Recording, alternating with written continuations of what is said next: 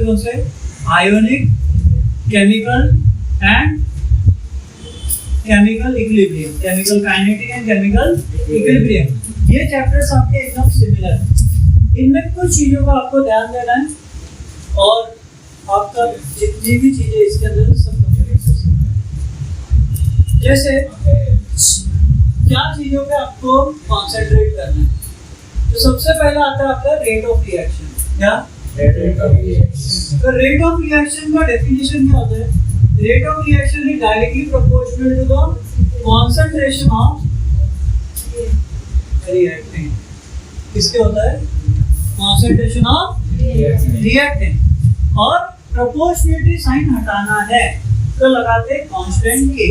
तो rate is equal to हो जाएगा K into concentration of reactant, K into concentration of reactant.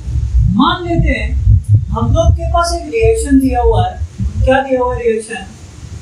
A plus B equilibrium condition में। ये arrow का symbol का मतलब ही है equilibrium.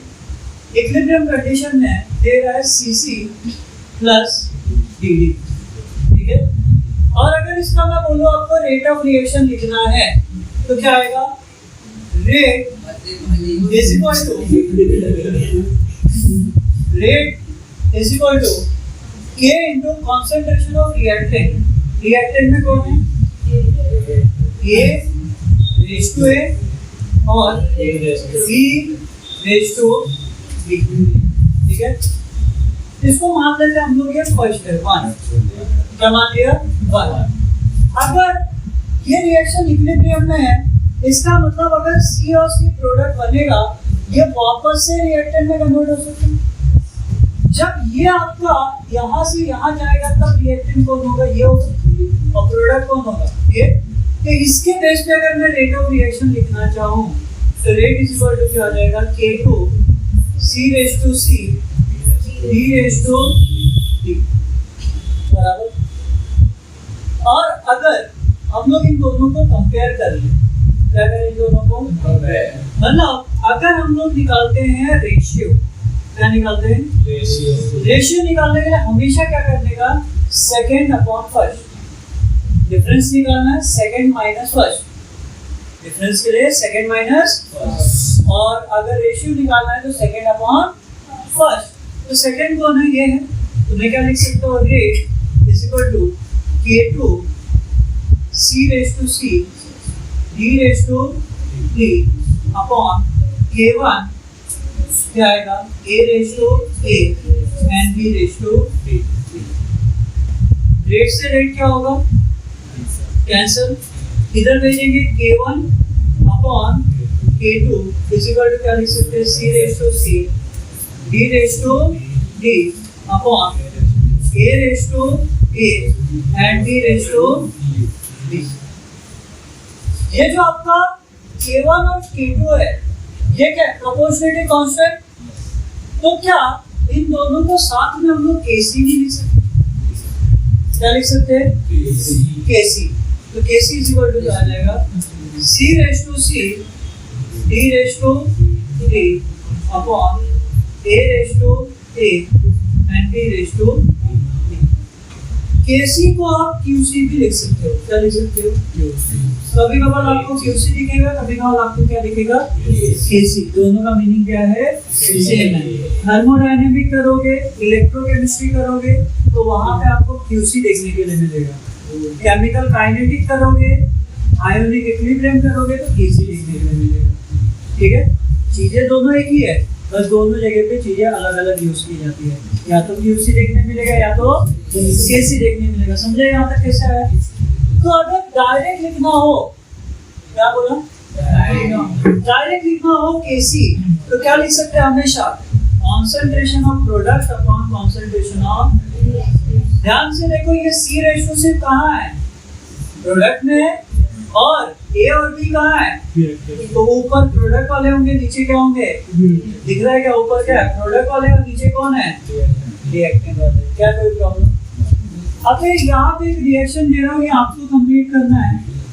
H2 plus N2 plus 3H2 gives 2 molecule of ammonia. आपको concentration निकालना है, मतलब Kc निकालना है, इसका पूरा डिराइव करके सॉल्व करो जरा। सेम तरीके से जैसे AD के फॉर्म में किया वैसे अमोनिया वाला आप लोग को करना है, इसी तरीके से पूरा करो।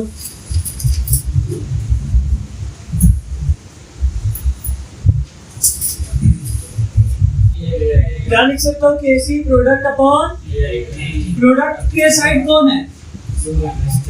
क्या है? NH3 है। कॉन्सेंट्रेशन ब्रैकेट लगाया, आगे वाला नंबर इसके सर के ऊपर अपॉन रिएक्टेंट में कौन है? N2। क्या इसके आगे कोई नंबर है तो इसके सर पे कुछ आएगा? 1 लिखने की जरूरत नहीं है। H2 क्या इसके सर पे कुछ लिखना पड़ेगा? तो ये हो गया आपका Kc। क्लियर है? अच्छा, अब यहाँ पे 3 अलग अलग साइंटिस्ट है जिन्होंने कुछ बोला, और क्या बोला वो समझते हैं। एसिड एंड बेस के बारे में, इसके एसिड एंड बेस के बारे में 3 अलग अलग साइंटिस्ट लोग ने कुछ ना कुछ बताया। उसमें से पहले साइंटिस्ट आते हैं अरेनियस। अरेनियस ने क्या बोला एसिड एंड बेस के बारे में?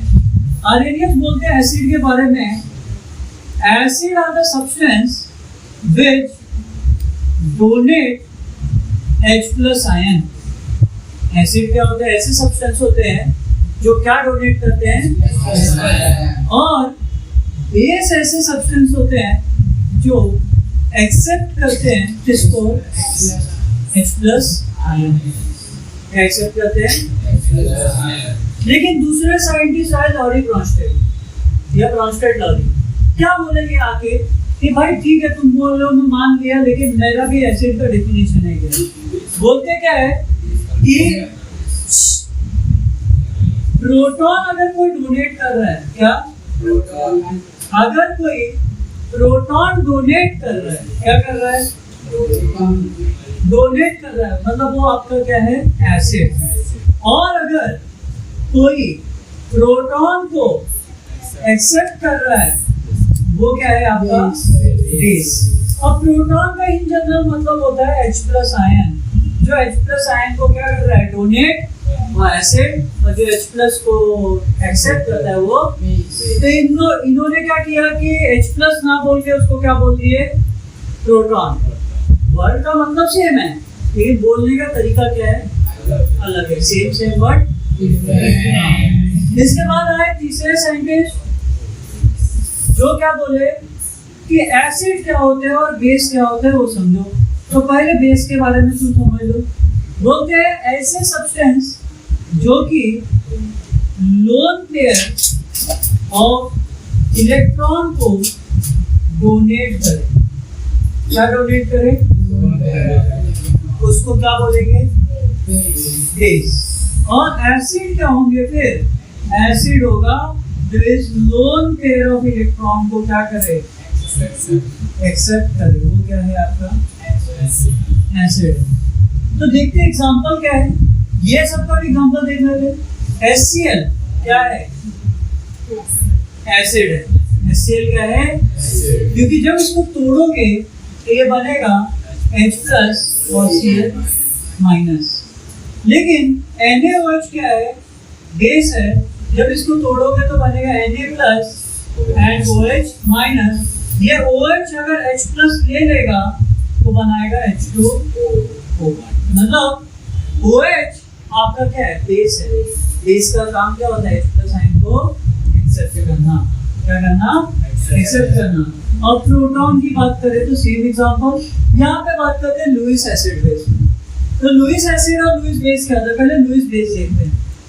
अमोनिया बनाना है। अमोनिया एक बेस है। अब बोलोगे कि OH रहता है वही एक बेस होता है। OH क्या होता है? बेस होता है। OH जहाँ पे भी रहेगा क्या होगा? यहाँ पे तो OH है ही नहीं, तो इसको क्यों बेस बोला जा रहा है? तो ये है कौन सा बेस? Lewis base. कैसे पता चला कि लुईस बेस है? क्योंकि ये डोनेट क्या करता होगा? Lone pair of electron. Check कर लेते हैं कि ये सच में डोनेट करता है कि नहीं। और लोन पेयर तो दिख भी नहीं रहा है, तो देखते हैं।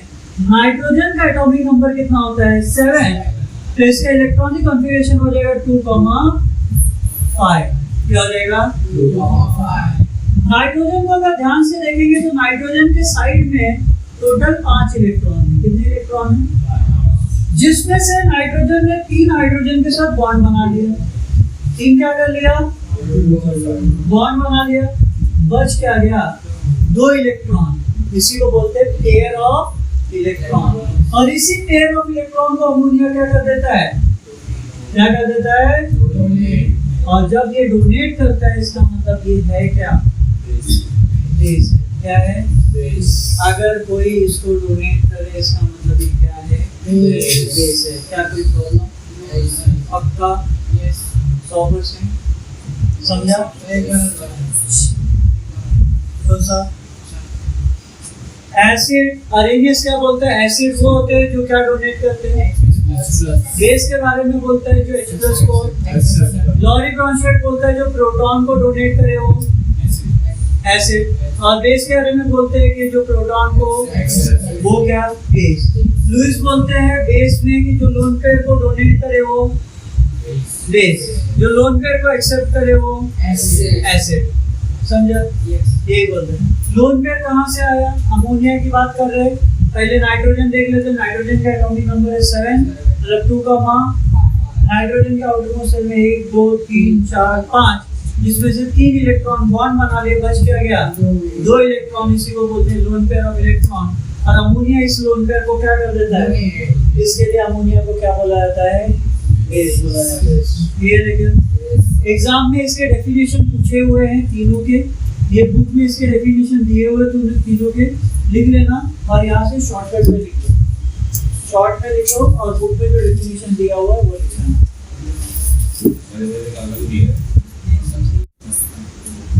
इसके बाद आते हैं हम लोग ओसवाल्ड डाइल्यूशन लॉ। कौन सा? ओसवाल्ड AL क्या है?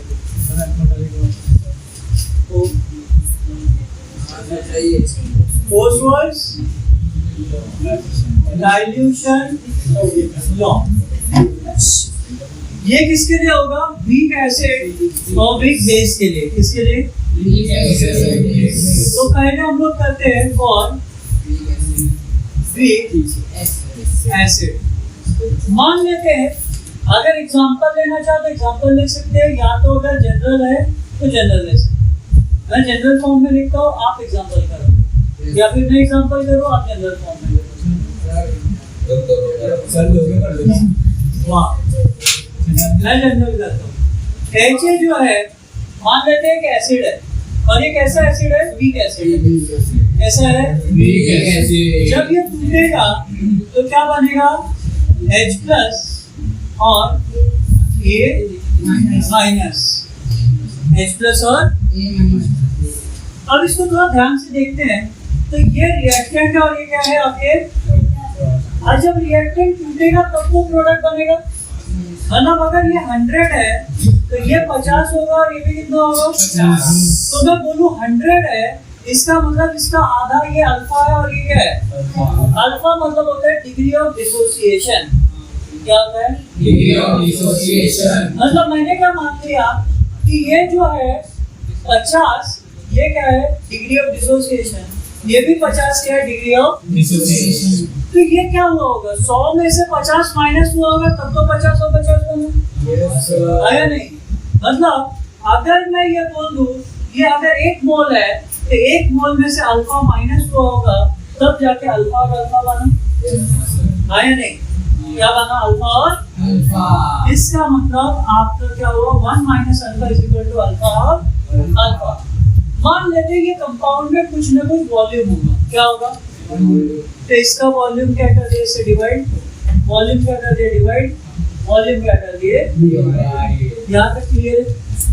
अच्छा, अगर मैं बोलूं इसके अंदर आपको कॉन्सेंट्रेशन Kc लिखना है। क्या लिखना है? Concentration Kc direct. तो Kc इज इक्वल टू क्या होता है? प्रोडक्ट अपॉन प्रोडक्ट कौन है? Concentration of H+, concentration of A- upon H।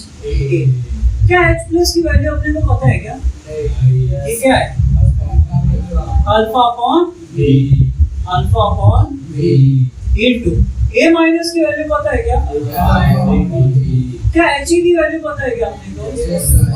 1 minus alpha upon multiply कर लेते हैं, क्या हो जाएगा? Alpha into alpha upon the whole upon 1 minus alpha upon B से बी, तो alpha square upon the whole upon 1 minus upon 1।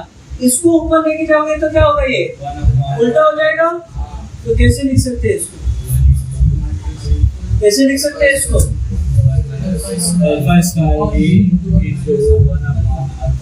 तो कैसे इक्वल टू क्या लिख सकते हैं आप लोग? Alpha square upon B into 1 minus लिख सकते हैं क्या? पक्का? हाँ, ओके। जब ये हम लोग ने लिख दिया तो क्या कर सकते हैं हम लोग? अगर मेरे को अल्फा निकालना है तो क्या मैं v को इधर भेज सकता हूँ? इधर ये मल्टीप्लाई इधर जाके क्या होगा? इधर डिवाइड इधर जाके क्या होगा? तो kc into is equal to alpha square upon 1 minus alpha. 1 minus alpha और ये क्या है? अल्फा। तो इसको अगर मैं क्या करूँ, ये टर्म को भी इधर भेज दूँ तो क्या आ जाएगा? kc इंटू v, इधर ये डिवाइड में इधर जाके क्या होगा? 1 minus alpha into alpha square. अच्छा, 1 माइनस अल्फा डिसोसिएट होने के बाद बना, कब बना ये? और जब डिसोसिएट होने के बाद बना, इसका मतलब ये धीरे धीरे क्या होते जा रहा है? खत्म होते जा रहा है। रिएक्टेंट धीरे धीरे क्या होते जा रहा है? तो क्या हम लोग मान सकते हैं 1 minus alpha is nearly equal to 1? मतलब हो गया एकदम नियरली इक्वल टू। तो अगर इसको 1 माना तो ये लिखने की जरूरत है क्या? तो क्या हो जाएगा? kc into v is equal to alpha. अगर अल्फा स्क्वायर है, इधर हटाएंगे स्क्वायर तो इधर क्या हो जाएगा? तो अल्फा इज इक्वल टू क्या हो जाएगा? तो kc into v, kc into v। अभी देखो v का मतलब क्या और 1 upon v is equal to होता है 1 upon c। v is equal to क्या होता है? 1 अपॉन c। तो क्या v की जगह पे हम लोग लिख सकते हैं 1 अपॉन c? तो अल्फा इज इक्वल टू क्या हो जाएगा? kc into 1 upon c। ये किसके लिए किया हम लोग ने? और एक ऐसे। तो जहां जहां हम लोग ने c लिया है वहां हम लोग क्या लिख लेंगे? a लिख लेंगे। क्या लिख लेंगे? ऐसे अगर बेस के लिए रहेगा तो उधर क्या हो जाएगा? b हो जाएगा। c क्यों लिख रहा था मैं? क्योंकि कंसंट्रेशन के बेस पे था, तो इसके लिए मैं क्या लिख रहा था? c। लेकिन यहाँ जब मेरे को पता चल गया c नहीं एसिड के लिए, तो वहाँ c की जगह क्या होगा? Concentration of acid. क्या हो जाएगा? एसिड। सेम तरीके से आपको बेस का करना है। रिएक्शन दे देता हूँ, BOH ब्रेक होके बनेगा B plus and OH minus, ये हो जाएगा 1 माइनस अल्फा अपॉन B, ये हो जाएगा अल्फा अपॉन B और ये हो जाएगा अल्फा अपॉन B। पूरा का पूरा डेरिवेशन सेम, बस जहाँ K है वहाँ पे K भी हो जाएगा और पूरा का पूरा डेरिवेशन इसका क्या बनेगा? सेम। ये किसके लिए करना है आपको? फॉर किसके लिए करना है? पहले पूरा डेरिवेशन लिखो एसिड का, उसके बाद किसका लिखो? इधर कंसंट्रेशन होता है, volume is 1 upon concentration.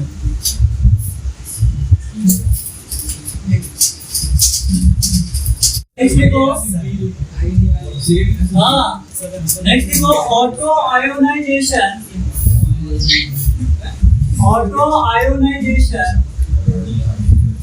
of water। Auto ionisation of water।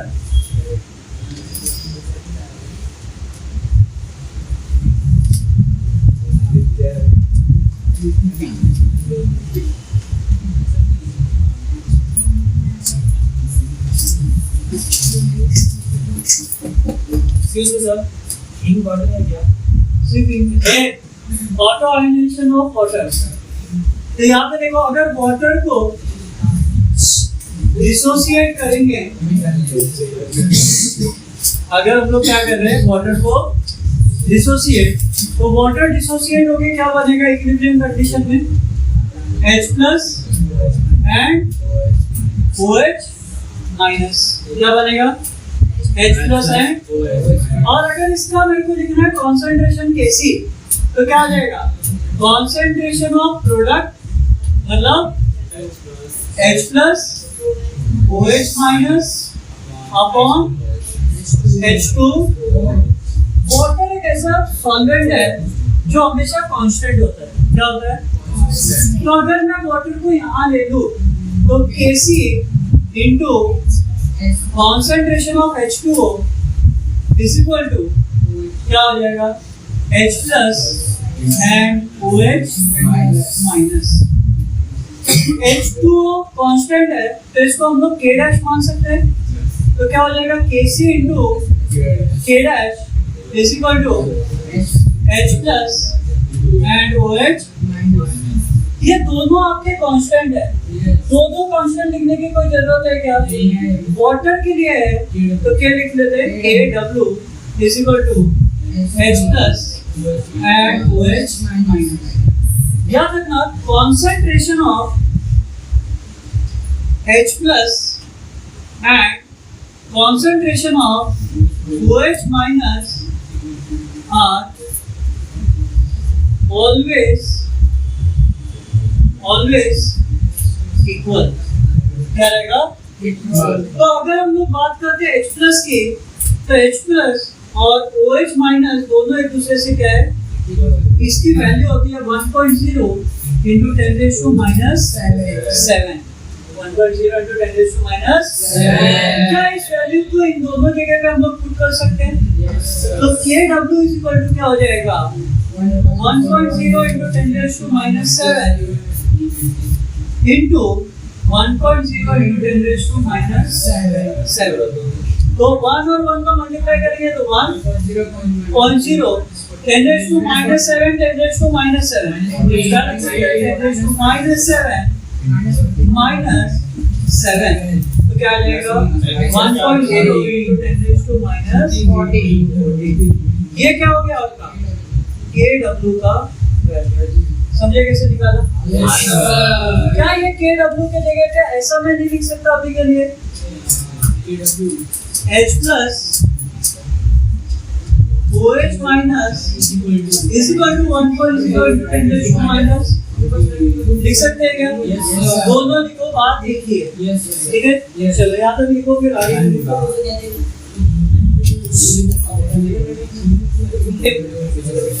relationship between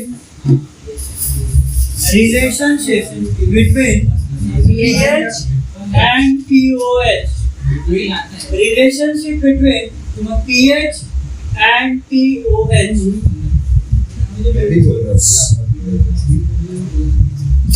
relationship between pH and pOH। चलो ध्यान दो, सबसे पहले इन दोनों के बीच में जब रिलेशन करना है तो अपने को pH एंड pOH का फॉर्मूला पता होना चाहिए। तो pH का फॉर्मूला क्या होता है, pH is equal to minus log H plus ion. क्या होता है, माइनस लॉग H प्लस, इसको मान लेते हैं इक्वेशन 1। pOH का फॉर्मूला होता है minus log OH minus ion, equation 2। From auto ionization of water, formula क्या है, Kw is equal to 1.0 into 10 raised to minus 14।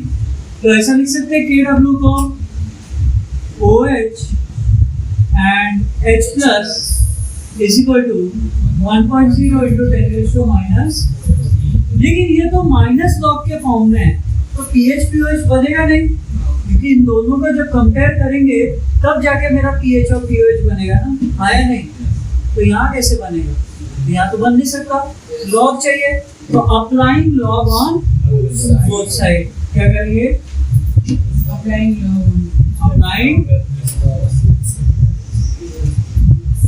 Log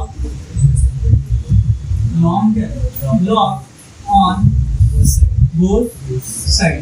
तो जब लॉग अप्लाई करेंगे तो लॉग में जब मल्टीप्लाई में टर्म रहता है तो क्या होता है? प्लस होता है। तो इसको अगर मैं लिखना चाहूँ तो पहले ऐसे लिख लेता हूँ, ब्रैकेट में लिख लेता हूँ log h plus OH minus is equal to log 1.0 into 10 raised to minus 14। इसको ओपन करेंगे तो लॉग जब मल्टीप्लाई में रहता है तो क्या होता है? प्लस होता है। तो log h plus log OH minus is equal to log 1.0 plus log 10 raised to minus 14।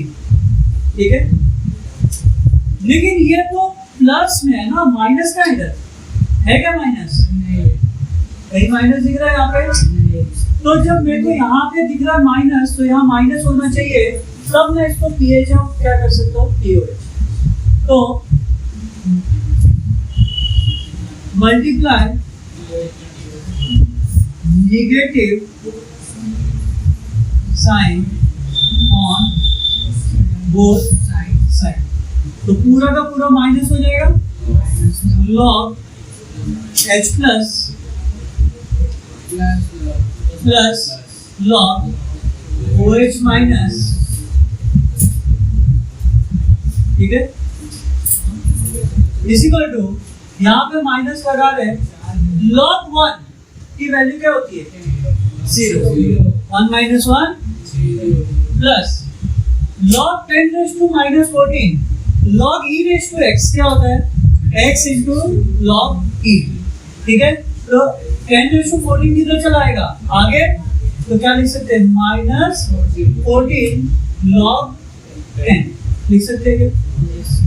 Minus को मल्टीप्लाई कर दो अंदर, minus log h plus plus रहने देते हैं, चलेगा? क्या कोई प्रॉब्लम होगा? इसके साथ माइनस मल्टीप्लाई कर रहे हैं तो माइनस लॉग OH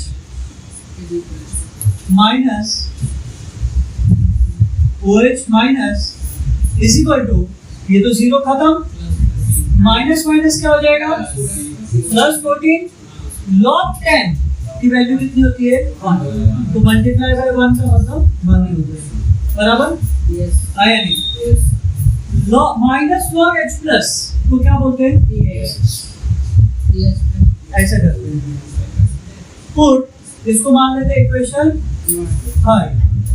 तो put equation 1 and 2 in equation 3, क्या हो जाएगा?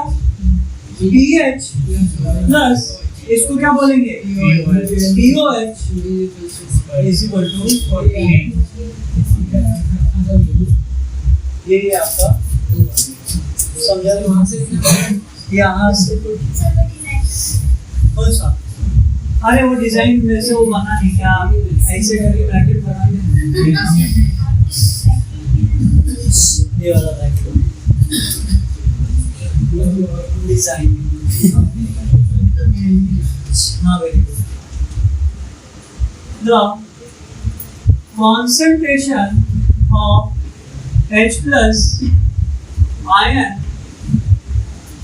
will be 0.0001 mole.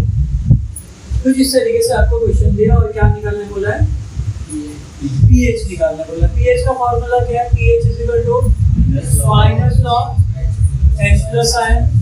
H plus ion का कॉन्सेंट्रेशन दिया हो, क्या लिखेंगे?